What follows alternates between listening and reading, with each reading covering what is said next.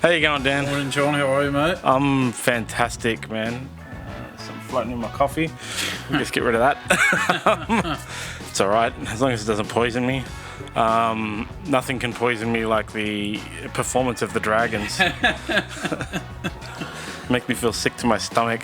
Yeah, one was a bit disappointing, and I won't say his name, but I was talking to a colleague of ours outside who was very upset that the Sharks got beaten by the Tigers, ruined a big multi he had apparently.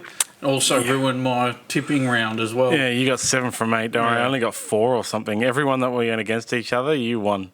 I was watching the Eels Sea-Eagles game, just going, come on, this one I've got to get. This one I've got to get. But a bit of controversy in that game resulted in the Eels winning it. Mm-hmm. But we can start with the Panthers and the Broncos, which was not the NRL Grand Final rematch it was made up to be. Given the Broncos were already missing players and then 4 minutes in, an accidental head clash that resulted in Broncos Panthers player being put on report for some unknown reason. Knocked Reece Walsh out of the game. Yeah, Taylor May, yep.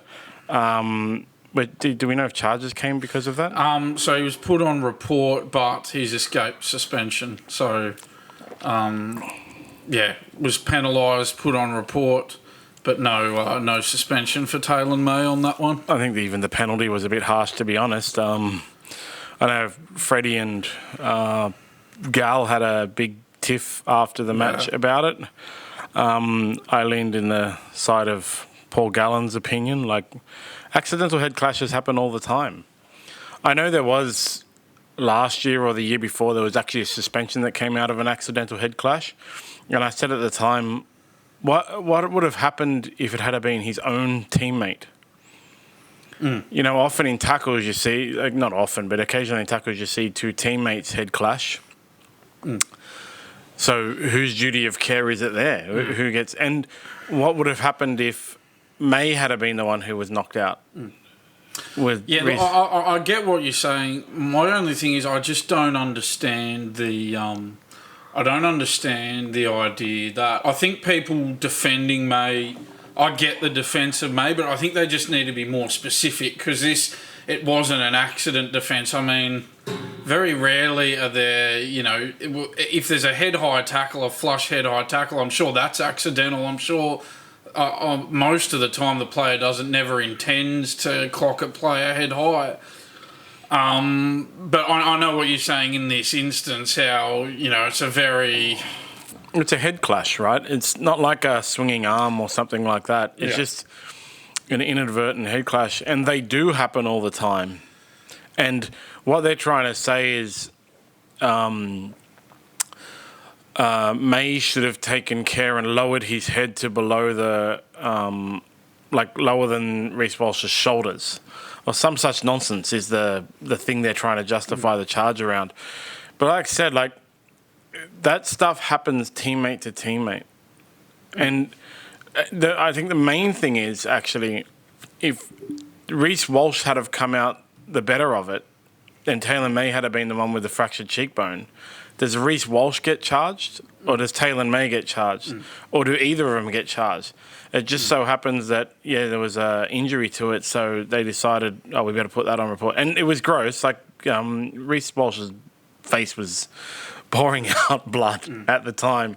I think accidental head clashes haven't historically been penalties, except when Nate Miles runs in and leads with his head.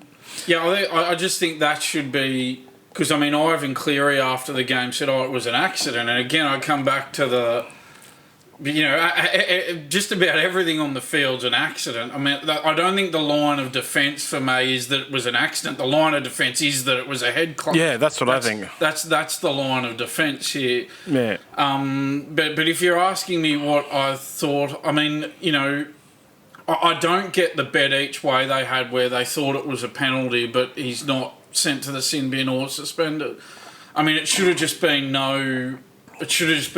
play on. Yeah, you know, I think so. I know Reece Walsh got injured and it's terrible, but these things. I don't think you can't give suspensions based on the injury suffered because injuries are so random. You know, you could have hit him. You know, 5 centimetres either side of where you hit him, and he gets no injury and he gets up and plays on. Mm-hmm. So this idea that you use the injury comes into play when you're determining the sanction, I think it's a very dangerous path. You have a set of rules and you go, well, it's either within the rules or it's not. You're playing a dangerous game when you're letting the injury come into the equation. Yeah, the injury issue is irrelevant. It's absolutely irrelevant.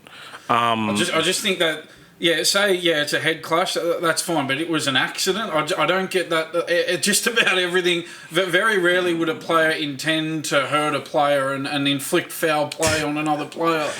Just about everything on the field is not an accident. I don't get the defence of, it was an accident. No, it shouldn't be. It's an accident. It's an accidental head clash, but the fact that it was a head clash that happens all the time. It's like accidental swinging arm, accidental head high tackle, accidental head clash. 2 of those are penalties, and one of them is just a head clash. That's it, just a head clash. Yeah. But it wasn't a good, overall good game of football because of the Warriors of the Broncos. They had a massive reshuffle, losing their fullback, and they were just never in it from that moment. It was 4 minutes in. And they were already missing players. So in the end, I actually stopped watching it because it was an uninteresting game of football. The Panthers just dominated them, ending up scoring 6 tries. And watching the game, it made me wonder, to be honest, and we know how close the Broncos went to winning it last year. They should have won it with the lead they had. But it made me really wonder how they got that close to Penrith in the grand final. I went into the grand final thinking Penrith will win this game by 20, and I really wonder how Brisbane got so close to them. I wasn't surprised that Penrith put a score on them. Well, the Broncos are a completely different team as well this year. They had the biggest losses, arguably the biggest losses, especially for a team that didn't win. They had a bunch of their best forwards leave, and then to have Payne Haas out there, as well as Adam Reynolds. Jock Madden wasn't bad. He's just not going to be able to stand up into fill in those Adam Reynolds boots, and the forwards just couldn't get a roll on, and they just got dominated, and that was it. I think you can go on, and people can go on all they want about losing Reece Walsh was the reason it wasn't so close, but losing Reece Walsh didn't cause their forwards to be so heavily dominated, their halves to be lacking in creativity. It did cause a reshuffle in the back line, which was more a point scoring issue over the defensive issue, and the Panthers just put it on the Broncos. Yeah, absolutely. And of course, those losses of Flegler and Farnworth as well this season, they seem to be really feeling those departures. Yeah, definitely. The Broncos, and we talked about it. You think, you lose a grand final like that, it steals you to win it. I know we're only at round 3, but circumstances can go against you, and you may not get that chance again. Again, it's early days, but they're only 1 win from 3 games at this point. Yeah, and they're currently sitting 14th, just ahead of the Dragons as one of the teams that have only won 1 game. I mean, to be fair, they have had a tough draw. I mean, the Roosters are a really good side this year. They've lost to them, and they've lost to the Premiers, the Panthers. And their only win, though, is against South, who are increasingly looking like a team that's going to go nowhere near making the finals this year. But anyway, it's going to get easier for the Broncos with Reece Walsh out for an extended period now, and the Cowboys next week. Yep. It looks like they're up against it at the moment, that's for sure. Mm-hmm. Oops, that wasn't me. In the end, Dylan Edwards was the best player on field, I thought, as well. Pushing his case for maybe an Origin spot. Yeah, he ran 29 times for 309 metres. So those are very impressive starts. Yeah, it was phenomenal. Basically, every single Panther scored a try. Yeah. Nathan Cleary kicked 5 from 6. It wasn't that good of a game simply because it was like watching a top team versus a bottom team, to be honest. That was Thursday night. Mm-hmm. Then Friday night. Yeah. There was actually the Warriors-Raiders game. Well, we all thought the Warriors were going to win, finally get their win for the board. They've had we discussed it last week, they've had a bit of an unlucky run. Jumped themselves up to 11 by beating Ricky Stewart's Raiders. Roger Tuivasa-Sheck had a really good game, scored a try, broke 4 tackles, ran for 188 metres. That's now 4 wins for the Warriors in their last 5 games against the Raiders as well. So a good recent record for the Warriors over the Raiders.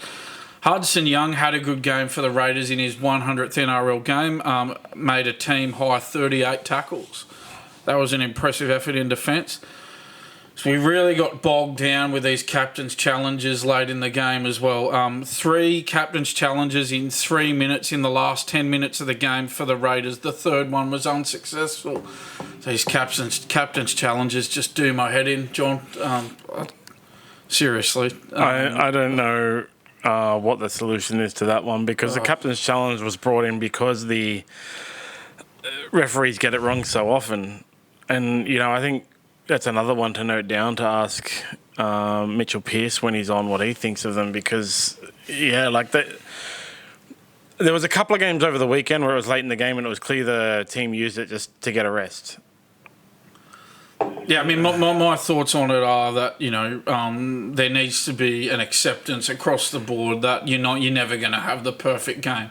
You're never going to have the perfect officiating, and you don't want the length of time it takes for captain's challenges, for bunker decisions, to impact on the flow of the game. Yeah, the captain's challenge came in because it's common in American sports. But American sports have a lot of stoppages, so it's very different. They're trying to, still in that thing that you always talk about, like seeking the perfect game. Yeah. But I think it's very evident that fans are more interested in the flow over the perfect game. There'll always be complainers. Yeah.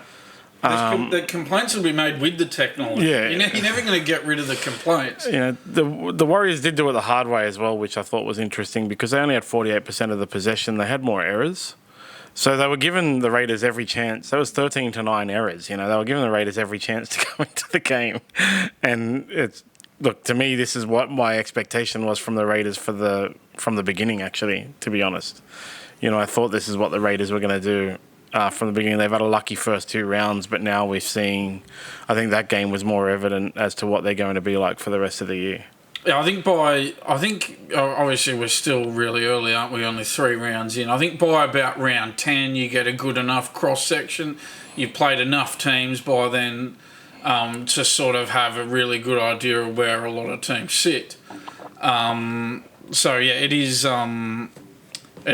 still early days, but well done to the Warriors. I thought that they were a bit unlucky in the first 2 games. I mean, they should have beaten Cronulla in the first round, and then, of course, they led 26-18 against Melbourne, and that spectacular Xavier Coates try to win there right at the end.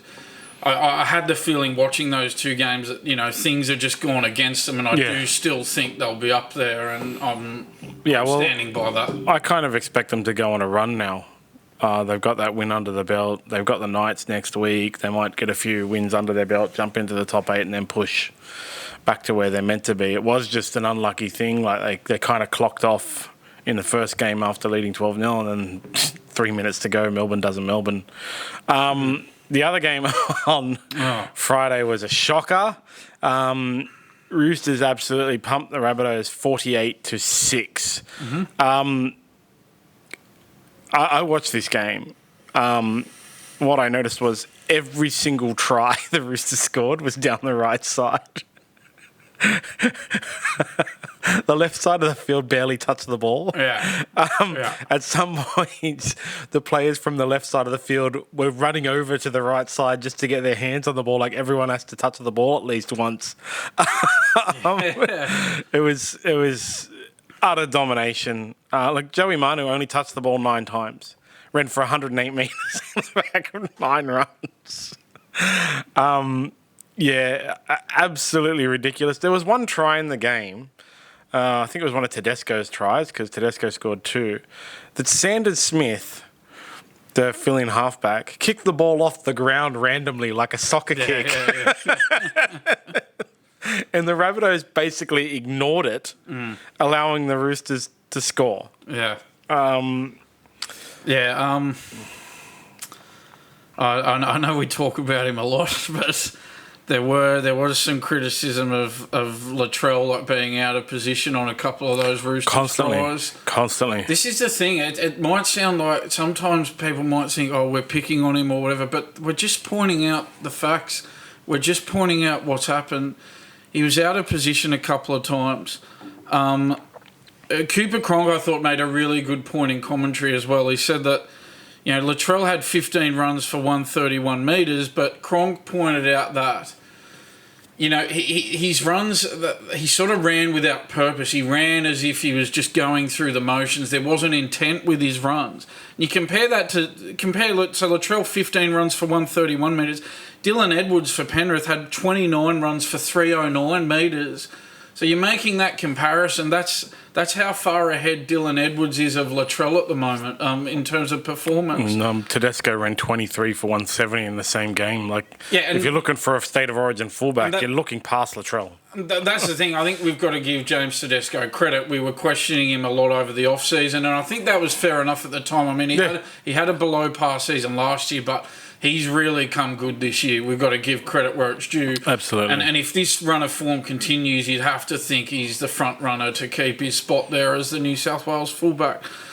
But yeah, Cooper Cronk was saying, well, if Latrell's only running 12 or 14 times a game, unlike other fullbacks like Dylan Edwards, who ran 29 times on the weekend, well, his runs need to have an impact. And the runs were lacking in impact, but Latrell wasn't the only one. Cody Walker made 3 handling errors in this game as well. Shocking. And that was, with a halfback in Hawkins who was playing his first game of the season. An inexperienced halfback where Walker really needed to stand up, and he didn't. 3 handling errors from him. So it's been reported Jason Demetrio only has 3 games to save his job. So Good Friday against the Bulldogs. Round 6. That was what I said last week. The Warriors at home and then the Sharks at home.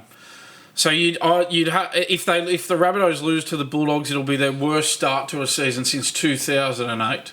So I suspect that he's probably got to. We talk about round 6. I reckon he's got to win 2 of the 3 before then to keep his job. 1 of the 3 won't be enough. One of the things that I noted about this game was Jack Whiten ran the ball more than Latrell. Jack Whiten from centre. Latrell's running the ball like a centre. And Jack Whiten's in the centre running the ball like a fullback. Obviously, Jack Whiten wasn't dropping back to collect kicks and stuff like that. But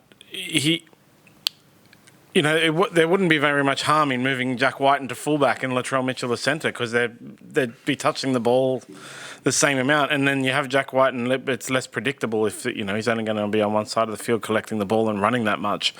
The Rabbitohs looked predictable. You knew everything they were going to do. There was a point actually in the game, late in the game, where the Rabbitohs were attacking the line where Latrell called for the ball from the runner.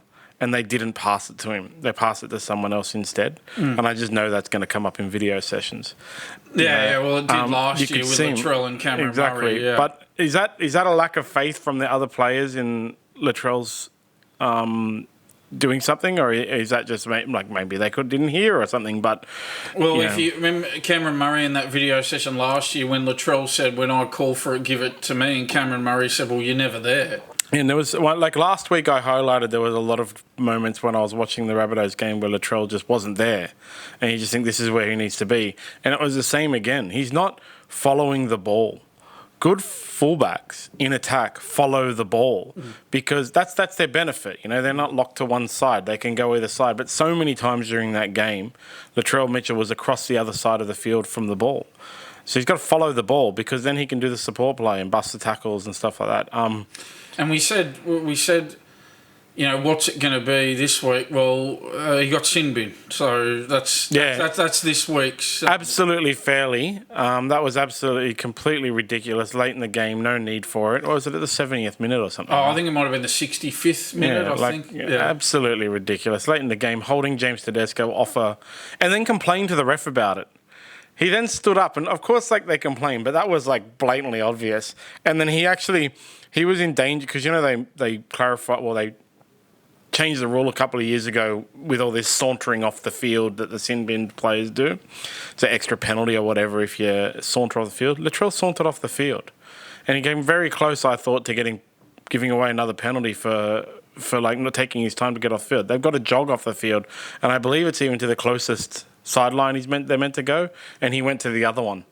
Like, just it was terrible. The Rabbitohs look shocking. The Rabbitohs look like the coach has no control over the players, and the players just aren't.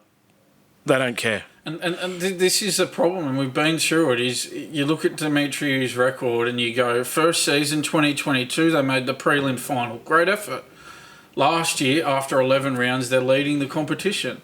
But then they fall in a heap last year and miss the 8 somehow from that position. And then they start this season losing 3 games in a row. So that's now they've only had 4 wins out of their last 16. And so, again, the problem for Demetrio is clearly that, well, he can't, you know, where does he have to... The power brokers at the club can go, well, we know this side's got potential. They were on top of the ladder after 11 rounds last year. So he can't use the argument of, oh, you know, who else do you blame in that? Who else is at fault other than the coach in that scenario where you know this team can be on top of the competition, and then it all falls to pieces? I don't know. I don't know where Demetrio's got to hide at this point. No, it's they've got a bye, right? That's the thing. So the bye's round 7. So that's where I think this first 6 rounds ideas come from. We'll get to the end of round 6 and then we'll reassess because we got the bye. So we could. I tell you what, if they lose every game between now and then, he might be sacked after round 6. I think so. They might have a new coach in round 8. Yeah, I think so. And then what will happen is they'll lose their first game back and then they'll win their next game. That's generally actually what happens when you get a mid-season sacking. People think that it's that they usually win the next game, but actually it usually takes 2 weeks. And then they'll go terribly, but it won't matter. And then I fully reckon Sam Burgess will be back next year. Yeah. So they'll put an interim coach in for the rest of the year and then bring Burgess back. And they'll just write the year off. And I think Burgess will come back in and say to Latrell Mitchell, like, just shut the hell up, sit down. You know, I think Sam Burgess is the kind of personality and character that is willing to drop the number 1 star player if he has to. I think that club with the big personalities in the playing group, that club needs a dominant coach like a Sam Burgess or a Wayne Bennett. Mm-hmm. You're just feeling as though maybe does Demetriou maybe not have the respect of his players. It seems they're not playing for him at the moment. We know that. They're not there was a lack of effort in that game. They're not playing for him. So that you take away from that the respect for him is not there. Among 100%. the players. 100%.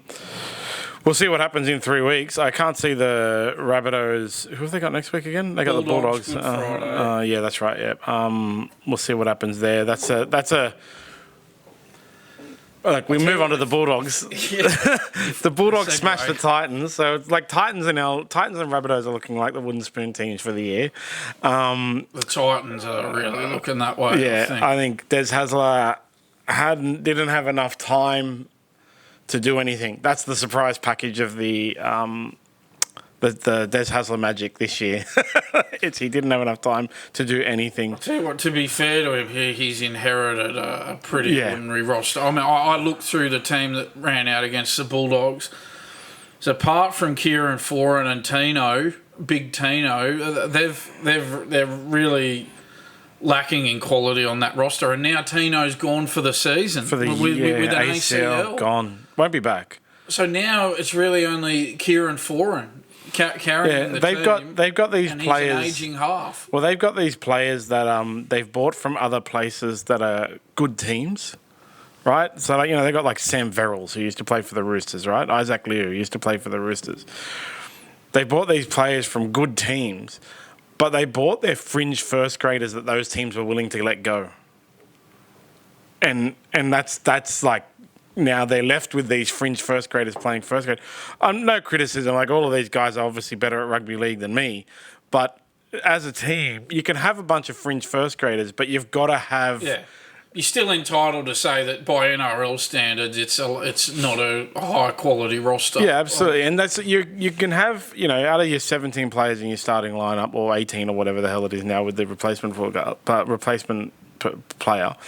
It's okay to have 9 of those like no name players, but you can't have 17. You can be like the Sea Eagles who have a bunch of like low paid players and 5 superstars, but there's no superstars. Even Kieran Foran, I mean, he's been a great player, but he's at the end, back end of his career. He's in the twilight of his career. Yeah, and he's injuries have let him down throughout the course of the career because it was DC and Kieran Foran. They were the guys that took Manly to the dominant position they were. Yeah. Won that premiership in 2011. But then injuries crawled him for the rest of his time at the Warriors. He went to the Warriors, right? Yeah, he was at the Bulldogs. He was at Parramatta. He was at, and then he went back to Manly as well. He's changed clubs a lot. Yeah, and then you look at the amount of games he played. So he played 2018, 2019, 2020 for the Bulldogs, and only played 40 games. Because it was just injuries the whole time, New Zealand at the Warriors, he was there for 1 year, played 7 games. At the Eels, there for 1 year, only played 9 games. His body let him down, and now he's 33 years old. And so he's not that. You look through the team and you go like, who are their players? And you go, oh, well, they got Kieran Foran, but you're remembering Kieran Foran off 10 years ago. So a team struggling when their only trump card is an ageing, injury-prone 33-year-old half. Yeah. And that's where the Titans sit at the moment. As for the Bulldogs, that was their biggest ever win over the Titans. First time they've held a team scoreless at Belmore since 1996. We should point out, though, it's a bit of a skewed statistic. I mean, they didn't play at Belmore for all those years. So, I mean, you've got to put it in that context. Viliami Kikau had 14 carries for 110 metres. Were you happy to see him finally? Yes, finally. I mean, he did miss a lot of last year with injury. We should point that out. But great to see him come good. His first 2 games weren't good, and it's like he's finally come good. That was scored a try, set up a second one as well. Max King had a great 100th game, the Bulldogs prop, 103 metres in the middle there. So Connor Tracy as well, very impressive as well for the Bulldogs in the outside back. Scored a try, had 233 run metres from 23 runs as well. I think, the Bulldogs fans have rushed out to buy their grand final tickets. But Look, to be honest, I'm not getting carried away with it because of the lack of opposition. We need to see a lot more from them against better quality teams before we start thinking that this is going to be some sort of turnaround. They're probably going to beat the Rabbitohs. But other game on Saturday was very disappointing with the Dragons leading the Cowboys in the 19th minute, I think, up to the... Yeah, they're leading the Dragons in the 19th minute and then basically collapsed. So are you now thinking that Titans game really flattered them, and then the last 2 games we're sort of seeing? Yeah, well, like I said the other day, I still expect them to get the spoon, no matter what they win. What we're seeing, Kyle Flanagan had a great game. I think again, what I saw is the same thing as I said last week. They play consistently. They don't have a plan B. They just don't. And the Cowboys clearly do, because they were really getting beat up, and then you could see them standing behind the try line after Dragons scored their 3rd, and they were told they had a conversation, then they came out and they changed the game, and that's it. The Dragons haven't had a plan A, let alone a plan B, let alone a plan C. At least now they have a plan A, but just having a plan A doesn't get you to the finals, It gets you, everyone watching your video and going, well, this is what they're going to do, and it'll shut them down all year. But at least they're playing consistently. They're scoring points. I mean, they didn't score last week, but they're scoring points. They have a good halves combination. Yeah, it's just going to be more of the same, it'll be like that for the rest of the year. It feels like Shane Flanagan's in the same boat as Des Hasler. They've inherited rosters that need a lot of work, and they both need to be given a long time to right the ship. Exactly. You know, we had players like the players that he's brought in, like Raymond Fatala-Mariner and Kyle Flanagan, who have been doing really well. I think the rearranging of the back line has done good for them because, like I said, they scored some points. They can actually score points, but it's not like they're getting fully dominated up the middle or anything like that. You know, in the end, the Cowboys had 56% possession. I don't think that was because of like being dominated. I think it was just because they kept scoring tries. Dragons are giving away too many errors, but you know the errors were close. It was 10-8. Cowboys had more penalties than the Dragons.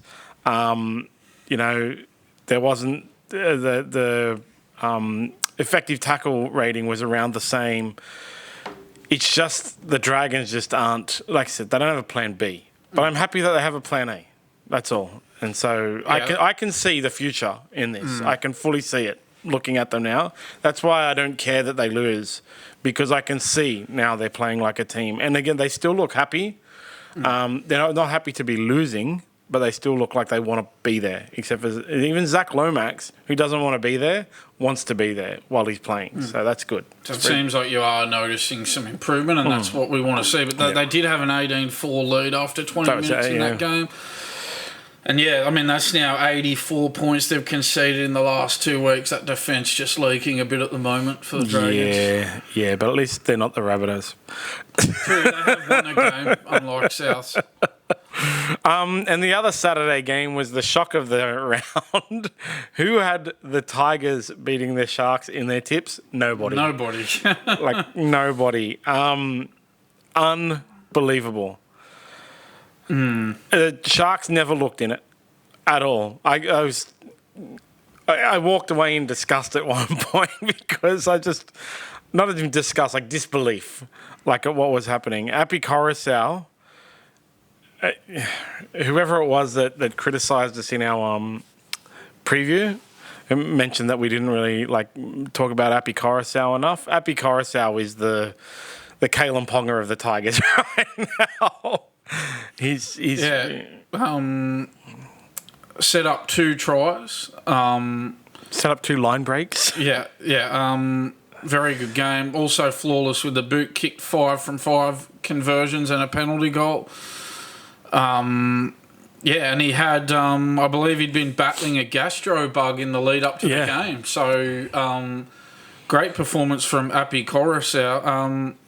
I can't say the same for Nicho Hynes, though. He had a shocker. Missed 7 tackles, dropped the ball twice, threw an intercept, and sent 2 kicks out on the full as well. So just one of those nights for Nicho Hynes.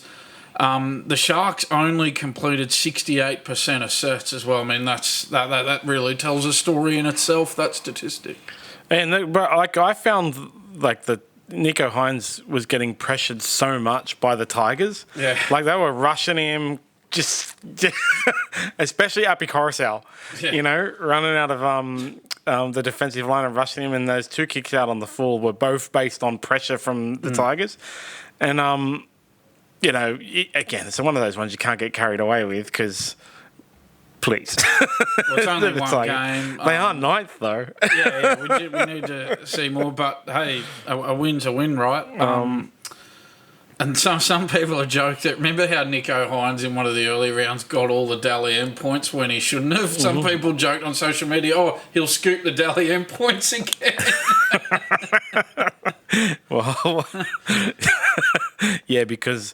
the Dally, we don't know who gave him the Dally M points, but anonymous judges. Yeah, he had a shocker, like an absolute shocker. Yeah, and the Tigers. I think the Tigers fans can take a lot from that game because, 2 weeks ago they looked like a wooden spoon team. Last week they looked like a bottom 4 team, and this week they beat the Sharks.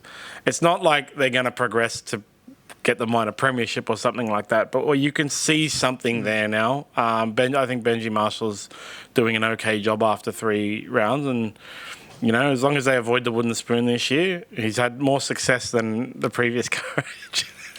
A win and a loss now from their 2 games. We'll see we'll see how they go in weeks to come. But a great effort, and well done to the Tigers. They've got so many supporters, and their supporters are very passionate, so they'll be very pleased with that victory. And then Sunday, we have to talk obstructions. Eels came away with the win against the Sea Eagles in the first game, 28-24. And there was a disallowed try in that game that just was absolutely ridiculous. Yeah, I mean, look, I'm going to have to disagree. I mean, I think he was in the line, though. That's the thing. He was in the line, Jake Trbojevic. Well, according to the rules, it was right. Right. They said they were going to crack down on that. But the player didn't even try. He didn't even try to pretend he was obstructed like, Jamie Soward classically did. He didn't even look like he was obstructed, and he was resigned to the fact he wasn't going to make the tackle, so he didn't try. It was Jake Trbojevic, yeah? Gave Jake Trbojevic a hug, and then they had to pull it back. And I think the rule is wrong. I think,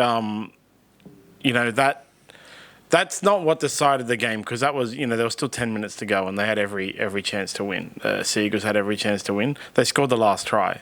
And they had a lot of ball in the last 8 minutes, They made a few errors that were at critical points as well. But I just think that rule is wrong. I really think the rule has been wrong. They've been... the rule's wrong, but I mean, I just think that the bunker officials had to enforce it. I mean, I don't like the rule either, and I think that the Parramatta player played to the rules, absolutely.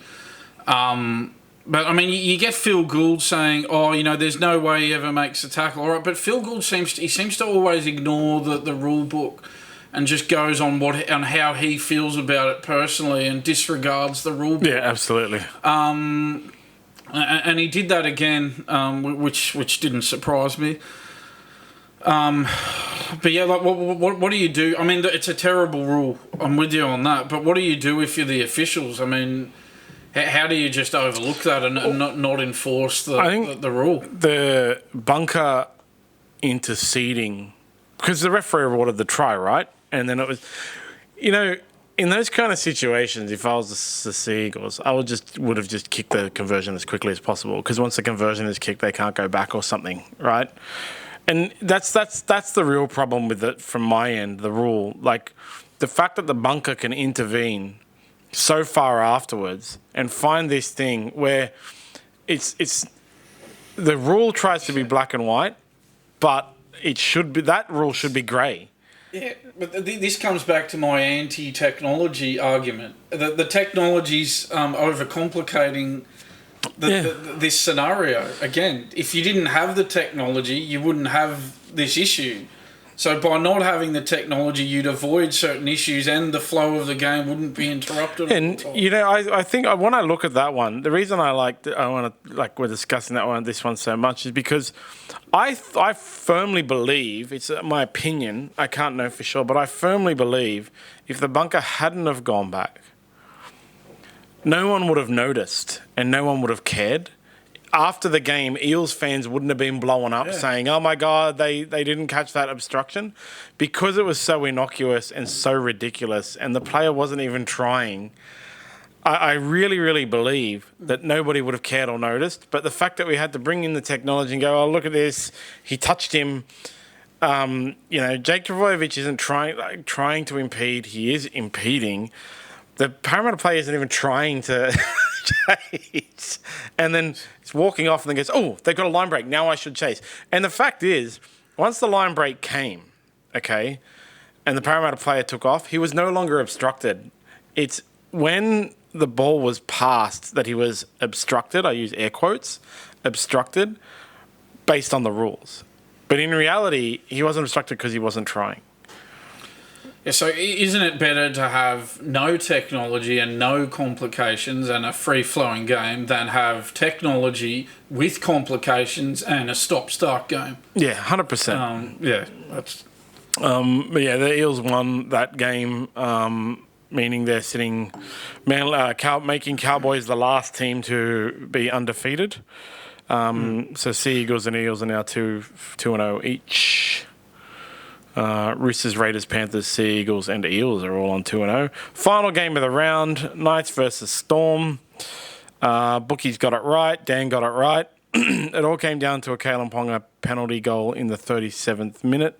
This was a rather, I don't want to say dour affair, but it wasn't very exciting. There was a lot of, poor football. Yeah, I mean, Melbourne were already undermanned, when no Jahrome Hughes or Cameron Munster, their first choice halves, weren't there. And then they lost Remus Smith in the 20th minute, didn't return after suffering a rib injury. So they were always going to be up against it, going in under strength, and then they lose Remus Smith very early in the game. Yeah, that's now 9 of the last 11. Newcastle, they've won 9 of their last 11 at home now in Newcastle. So a good recent record at home continuing for them. Knights winger Anari Tuala ran for 199 metres to go with his first half try. Kai Pearce-Paul, I should say, the Knights recruit, another big day out in the number 12 jersey, had a team-high 39 tackles and 141 run metres. Jaden Brayley has come back, entered the match in the 54th minute, making his long-awaited return to the NRL after suffering an ACL injury in round 6 last year. So good to see him back as well. But otherwise a pretty scrappy, dour sort of game. Newcastle needed the 2 points and they got it. Yeah, it's the completion rates tells the story of how the game was. The Knights had 75% completion, the Storm had 69% completion. Like it was that kind of game where it was low scoring, not because the defense was extra good. It was low scoring because both of the teams just didn't play well. I saw nothing from the Knights that excites me or changes my mind about the fact that they're going to be low on the ladder. No, we should remember this is a Storm team that's seriously under strength. Yeah. So, and Newcastle were playing at home. A scrappy 14-12 win. I still think Newcastle are not going to be a finals team this season. Yeah, definitely. And that's the Dolphins obviously won the bye. Putting them at 7th. Yeah. They're 7th. Yeah, it's early days, isn't it? We won't read too much into the ladder too early. Who had that on their bingo card? Dolphins are currently sitting above the Storm. But the Storm have got a bye this week, which is going to make a big difference to them. They are a team who need the bye with their number of their number of outs at the moment. And we'll get to it on Thursday, but this week is there's a lot of mismatched games, very clear favourites. It's about half. There's about half really mismatched games, but then there's half intriguing top of the ladder type clashes. So it might come as some surprise to you, but just looking at the odds, the Rabbitohs are actually warm favourites to beat the Bulldogs on Friday, which I thought was a bit interesting. But anyway, we will get into that in more detail on Thursday. You'll find that changes as money comes in. I think maybe by Thursday that will have changed somewhat. Yeah, but it's a good thing to highlight, and we can remember it on Thursday when we discuss. We can check the fluctuation. Off the top of my head, I think the Rabbitohs, with one of the bookmakers, the Rabbitohs were 148, the Bulldogs were 266. So I do think, as you say, that will come down with money for the Bulldogs between now and Thursday. And that's it for round 3. Round 3? It's so confusing to me because it's been 4 weeks. Yeah, it is. That round 0 threw a lot of us off. Yeah, round 3 of the NRL, and now we can get into some news. So it's all Rabbitohs. I think the Rabbitohs is the big thing, and it's all Latrell. Saw this yesterday. Jumped up on my Reddit and on my TikTok within 10 minutes of each other. The Rabbitohs have banned Latrell Mitchell from making media appearances, stating there are fears there are racist undertones to some of the reporting. What a load of crap. What nonsense. If you remember last week, we actually discussed this. The Rabbitohs could do this to Channel 9, and that's probably why Channel 9 supported them.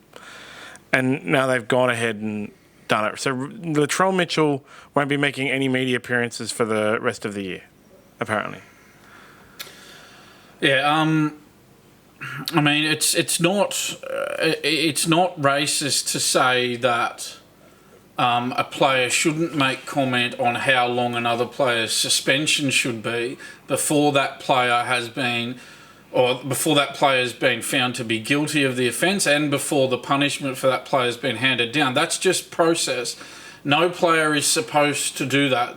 It's in the rules that players can't do that. They can't. Yeah. And the NRL gave Latrell a pass on that. They didn't sanction him. So it's not racist to say that players shouldn't comment on the judiciary hearings of other players. It's also not racist to say that players shouldn't drop a whole bunch of F-bombs in an on-field interview on the radio after the game. That's not racist either. And look, if you want me to be really fair about it, I will. I'll say that, you know, all right, at least with the judiciary hearing, I mean, obviously I didn't agree with it, and players aren't supposed to do that. But you go, all right, it's a really sensitive matter, okay? So if you're in a really good charitable mood, well, you can give him a pass on that. But the F-bombs after the game, no, I'm sorry. To get away with that without a sanction, excuse me, what if every player who gets interviewed on the field after the game drops a whole bunch of F-bombs? What, are they just not going to be sanctioned? They should do it. They should absolutely do it. They should all walk out there and just throw them all out. Use the Fs and the Cs and the S's and the everything. They should all do it, because you're not going to get in trouble anyway. If you do get in trouble, all you've got to do is go, well, consistency. They could have even given him some really minor punishment to make it look like they've done something about it without actually doing anything about it. They could have given him a $1,000 fine. Yeah. The guy's on $1 million a year. A $1,000 fine is nothing to him. They could have at least done that. At least make it look like you've done something about it if you don't want to do anything about it. But they literally did nothing. Yeah, nothing. Other than Andrew Abdo going and having a meeting with him. Yeah, no, I completely agree with Kenty. That was just a media beat up. Like, it was nothing. It was just for appearances. There was nothing in that meeting. He hasn't, you know, well, he's not getting interviewed anymore, so he can't drop swear words anymore. This is the thing. Because if you criticise somebody, if you make legitimate criticism of somebody from another race, it does not make you a racist. Criticism is not racism. It's not. Yeah. Exactly, and that's the media's job, is to report on both positive and negative things. Obviously, negative things get more traffic and stuff like that. And they have to criticise Latrell Mitchell because of the bad things he does. We're 3 weeks into the season, and what has Latrell Mitchell done now? Yeah, 3 weeks. Well, we're 4 weeks into the season, but round 3, what has Latrell Mitchell done now? This was in the Sydney Morning Herald. It was behind a paywall, and then I've got it. Yeah, if you want to have a look. Like somebody pasted it on Reddit, so I was able to able to read it. And I would hope that today there's a lot more news about it. What I want to know is, will the NRL do anything about it? I know. You know, I don't know 100% know the exact rules, but I know that teams have to put someone forward to be interviewed. The NRL are just hiding under the blankets, waiting for this story to go away. Yeah, but it shouldn't go away. Oh, of course it shouldn't. That's what they're doing. They're just hoping that Latrell goes a couple of weeks without doing anything to upset anyone, and that this story will just go away. Yeah, that's what they're hoping. If I was the media, I would put up on all my websites and everything like a days since we've talked to Latrell count in my NRL section, honestly, because it's beyond ridiculous that a club can take one of the biggest people in the game and say he's banned from doing any. The media basically, they're not banning him from making media appearances; they're banning the media from speaking to him. Again, even if you're willing to be really good about it, you can go, all right. The racism was a sensitive issue. He spoke out on that. You can go, all right. Even if you leave that to one side, the F-bombs after the game in an interview, no, not even a fine. Not even a minuscule fine. Just a bit of a talking to by the CEO. I'd also like to know if talking to Latrell and reporting on Latrell Mitchell is racist, what about all the other Indigenous players in the Rabbitohs team? Are they going to be banned because the media is racist? And what about all of the other clubs, all the other Indigenous... I think it's like 20% of rugby league players are Indigenous players, you know. There's a reason we have such big things for the Indigenous community, like Indigenous Round and the All-Stars and stuff like that. It's because such a large portion of the whole entire game is Indigenous. And to say that...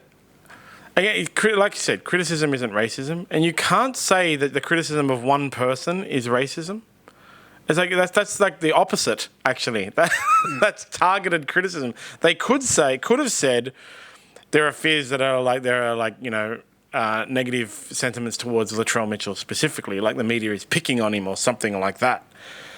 But this is beyond ridiculous. Like, it's just gone way too far. So what I would say in response to the Rabbitohs CEO who, you know, has come out and made these comments in that Herald article you're talking about is that, you know, I mean, if you're going to let a bunch of F-bombs in a post-game interview go unpunished, well, I'm sorry, people are going to ask why. They are going to ask why, and they are going to speculate on the reasons why. That's going to happen. I'm sorry. Because it's just ridiculous that offence would go without punishment. So for him to come out so strongly against the criticism of Latrell, I think, you know, I think Blake Solly's got his head in the sand. Yeah, 100%. I really wonder, like, how far do you have to go? So the next player that gets criticised by the media from the Rabbitohs, because, you know, we're not allowed to talk about Latrell Mitchell anymore. So if we start talking about Cody Walker, and then... Yeah, exactly. That's right. And this is the thing. So now that they've put this out there, right, they've put it out there. So now they're trying to make the media too scared to criticise him now. That's what they're doing. It's not just about what's happened in the last few weeks. It's also about they're trying to protect him now for the rest of the season as well. That's what this is, a tactic from the Rabbitohs to get people to stop criticising him. Yeah, 100%.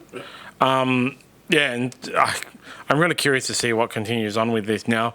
Still on the Rabbitohs, Souths...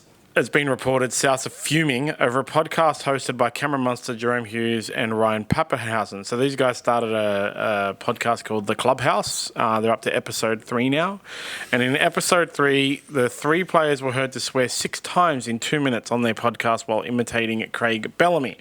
And the South Sydney club and management are fuming over the fact that people aren't complaining about this. It's a completely different forum. Podcasts are a bit, you know, they're a bit loosey-goosey, aren't they? They're a bit different. It's not... saying it on a podcast is not the same as saying it in an on-field interview after the game to an official broadcaster. People go looking online for podcasts or wherever they go. Yeah. They go looking for it. They're a choice. It's not just anybody who's watching the game of football sees the interview after the game or listens to the interview after the game. People make the conscious choice to go looking for the podcast. Yeah, and so it's completely different. You know, parents are watching the football with their kids and listening to the football with their kids in the car and stuff like that. Kids aren't going and looking for the Clubhouse podcast to listen to Cameron Munster, Jahrome Hughes, and Ryan Papenhuyzen. That's right. That's exactly right. The main difference is one of them you have to go find. The other one appears with no choice if you're on that channel. You know, like, you have to go find this thing. And what the players do in their spare time, as long as they aren't bringing the game into disrepute, is fine. They can do whatever they want. They can have a podcast. But what the players do when representing the NRL specifically to a broadcaster on the field after a game to go against the rules and then say, I don't care, is completely different to these three guys making fun of Craig Bellamy. Because you watch the clip, it's pretty funny. Because, throughout the years we've watched Craig Bellamy and he swears a lot in the box when he's angry, and they were imitating and it's hilarious, right? But it's irrelevant to going on Triple M and swearing and then saying, I know I'm swearing, but I don't care. I know I'm breaking the rules, but I don't care is different to me having a podcast with my friends and people hearing me swear. It's so completely different. Yeah, so yet again, the Rabbitohs getting on the defensive here, trying to deflect from their own poor start to the season. Maybe they better have a look at themselves in-house, have a look in their own backyard. They've lost their first 3 games with a good roster as well. So they're the worst performed team with a very good roster, with a finals roster. Their roster is finals material, and they've lost their first 3 games. And now they're looking for every opportunity to deflect from that. They're playing the victim at every opportunity. They're looking for any way they can to deflect from their own poor start. It's time for them to have a look at themselves and address their own problems before they're worried about, what other people are saying or doing, what external parties are saying or doing. Yeah, I think the Souths are rapidly becoming the basket case of the league. Well, they're on their way at the moment. They really need like a strong hand from Russell Crowe to step in and say, what the hell, man? You're turning back into pre-2000 and when did he buy it? 2007, whatever it was. Was it 06? Yeah, maybe? something 06, like that. Yeah. You're turning back into this. And it's, he's I know he was much more involved in the early days, and that was very pivotal to their success in turning that whole club around. They were like the joke team, They were the West Tigers of the early 2000s. And without him buying them, they fall apart 15 years ago. Yeah, and he was personally very pivotal to turning the whole club around. Very heavily involved in, all the business decisions, even like helping to recruit team members and things like that. And it's clear he's taken a back seat over the past few years because, he's not a runner of a rugby league football club. He's not a CEO or anything. He's an actor and a musician. Musician, I use the term loosely. But what's the name of his band again? 30-odd foot of grunt. 30-odd foot of grunt, yeah, that's right. And Friends of Rom have a song that's at least I know that my music may be bad, but at least I know that Russell Crowe's band is a pile of steaming shit or something like that. He's not bad, but yeah. He needs to step in, I think. I don't know what he's doing right now. He's filming Gladiator 2 or whatever, or executive producing Gladiator 2. But he needs to if he really cares about the Rabbitohs, he's got to take some time off, step in and fix everything. I think it's like really time. They're dead in the water right now. They're having tantrums over silly things like, people are picking on us because they say Latrell shouldn't swear, but they don't care that Cameron Munster and Jahrome Hughes and Ryan Papenhuyzen are swearing. Yeah. Deflect. Anyone who reports on Latrell Mitchell is just being racist, so Latrell Mitchell's not going to talk to you anymore. The NRL CEO, Andrew Rabbitohs, came and had a talk to Latrell Mitchell, and now everything's better. Is it, though? Because it's not to me. They've got a lot of work to do, and you talk about must-win games. This game against the Bulldogs is absolute must-win territory for the Rabbitohs. Yeah, 100%. They have no choice. Unfortunately, Robbo is sick today, so we're going to reschedule him for probably Thursday. So episode 60 doesn't get an exciting thing. And we didn't prepare any other news. That's all right. We'll do it on Thursday, eh? Yeah, so we'll finish up the housekeeping. Don't forget to sign up to SmartB for the tip of the day and the daily best bets. Choose your sports and customize your daily notifications with your Smart Book and Black Book updates. 4 more days till the Subversion competition ends. Winner will be drawn on 29th. So sign up to win 2 tickets to Subversion. And don't forget to listen to the SmartB Racing Update every Friday. Finally follow at SmartB app on social media. And that's it for Monday. It's my mum's birthday. Happy birthday to my mum. Happy birthday to your mum. And we'll see everyone on Thursday for our previews in preparation for a big, long weekend. Big Easter long weekend. Yeah. Thanks, John. I'll see you Thursday, mate. See you, and goodbye, producer John, who's actually here for the housekeeping. Bye. I was here the whole time. Liar!